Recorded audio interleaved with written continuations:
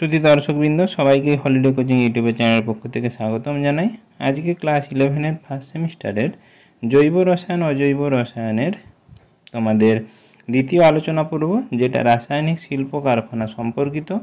পূর্বের ভিডিওটি যদি না দেখে থাকো আই বাটনের লিঙ্ক থেকে অথবা ডেসক্রিপশান বক্সের লিঙ্ক থেকে তোমরা দেখে নিবে, তাহলে তোমাদের বিস্তারিতভাবে বুঝতে সুবিধা হবে।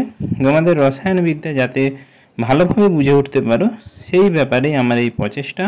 যদি অবশ্যই ভালো লেগে থাকে ভিডিওটির চ্যানেলটি সাবস্ক্রাইব করে পাশে থাকা বেল আইকনটি প্রেস করতে ভুলবে না এবং বন্ধুদেরকে শেয়ার করে জানিয়ে দিতে ভুলবে না, কারণ তোমাদের শেয়ার অপর বন্ধুকে সাহায্য করবে রসায়নবিদ্যা সম্পর্কে বুঝে উঠতে এবং রসায়নের যে আসল তার প্রতি টান সেটা অবশ্যই তৈরি হবে। তাহলে আজকে আমরা রাসায়নিক শিল্প কারখানা সম্পর্কে জানব, যেটা রাসায়নিক শিল্প যেগুলো রয়েছে তাকে বা ইন্ডাস্ট্রি রয়েছে সেগুলো মূলত কটি ভাগে বিভক্ত।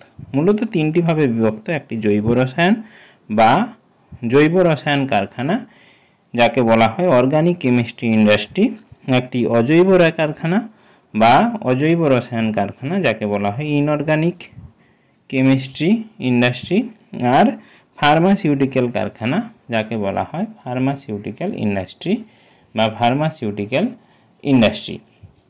এই জৈব কারখানার কিছু বিশেষ নাম জানতে হবে।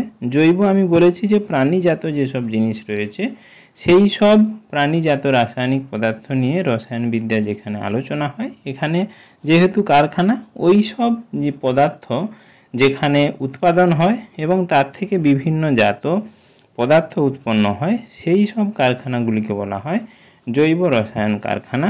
যেমন উদাহরণ অনেকগুলো রয়েছে, যে উদাহরণগুলো তোমাদের কেবলমাত্র একটু কানে ফেলিয়ে রাখা উচিত, যেগুলো তোমাদের পরীক্ষায় এমসিকিউ টাইপের প্রশ্নের জন্য গুরুত্বপূর্ণ। জৈব রসায়ন আমরা জানি, জৈব রসায়নের মধ্যে একটা বিশাল বড় অংশ রয়েছে জীবাশ্ম জ্বালানি। সেই জীবাশ্ম জ্বালানি পেট্রোলিয়াম অথবা কয়লা, সেই পেট্রোলিয়াম যেসব শোধনাগার রয়েছে সেগুলো জৈব কারখানার অন্তর্ভুক্ত। আমাদের আশেপাশে পশ্চিমবঙ্গে হলদিয়াতে হলদিয়া পেট্রোকেমিক্যালস লিমিটেড, যেখানে ethylene, propylene, kerosene, diesel, polymer এরকম বিভিন্ন জিনিস প্রস্তুত করা হয়। তার ইন্ডিয়ান পেট্রোকেমিক্যালস কর্পোরেশন লিমিটেড, এখানেও কৃত্রিমভাবে বিভিন্ন ধরনের তন্তু তৈরি করা হয়। গুজরাট গ্যাস কোম্পানি লিমিটেড, যেখানে বিভিন্ন ধরনের প্রাকৃতিক natural gas, compressed natural gas উৎপন্ন করা হয়, প্রস্তুত করা হয়। হিন্দুস্তান লিভার লিমিটেড, এখানে বিভিন্ন ধরনের এই পেট্রোলিয়াম থেকে উপজাত দ্রব্য থেকে সাবান, ওয়াশিং পাউডার, জ্যাম, জেলি, বিভিন্ন ধরনের খাওয়ার দ্রব্য তৈরি করা হয়। এগুলো হলো তোমাদের জৈব রসায়নের। আরও কিছু ভাগ রয়েছে এশিয়ান পেন্ট, বিভিন্ন রং কারখানা, যেখানে সাধারণত ওই জীবাশ্ম জ্বালানি বা পেট্রোলিয়াম থেকে উপজাত পদার্থগুলোকে বিভিন্ন রং তৈরির ক্ষেত্রে ব্যবহার করা হয়।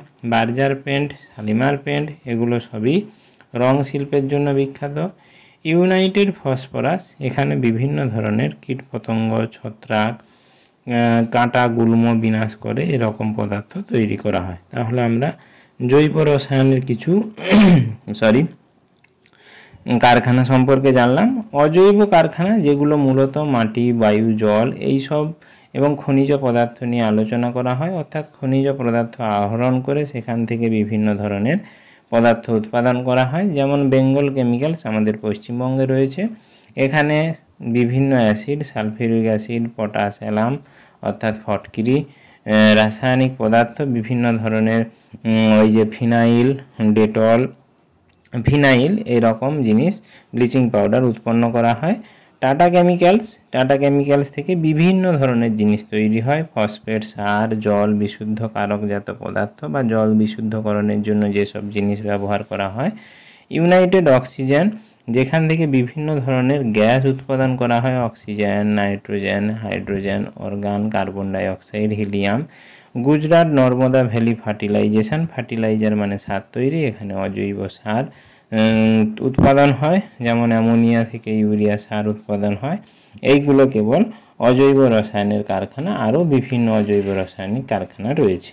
ফার্মাসিউটিক্যাল কোম্পানি আমি প্রথমেই বলেছি, যেখানে বিভিন্ন ধরনের ঔষধ কারখানা রয়েছে, সেই সব ঔষধ কারখানাগুলো ফার্মাসিউটিক্যাল কারখানার অন্তর্গত। যেমন বেঙ্গল কেমিক্যালস, ওই যে ফিনাইল ন্যাপথালিন প্রস্তুত করে, বিভিন্ন ধরনের টুকিটাকি ঔষধ তৈরি করে।